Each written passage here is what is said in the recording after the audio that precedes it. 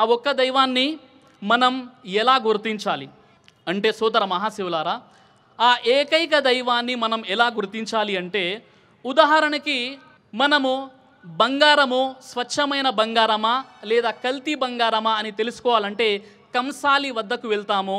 అతడు టెస్టోన్ అంటే గీటురాయి ద్వారా పరిశీలిస్తాడు. ఇది 22 క్యారెటా లేక 24 క్యారెటా, ఇది ఇత్తడియా లేదా పుత్తడియా అనేది ఎలా తెలుస్తుందంటే గీటురాయి ద్వారా తెలుస్తుంది.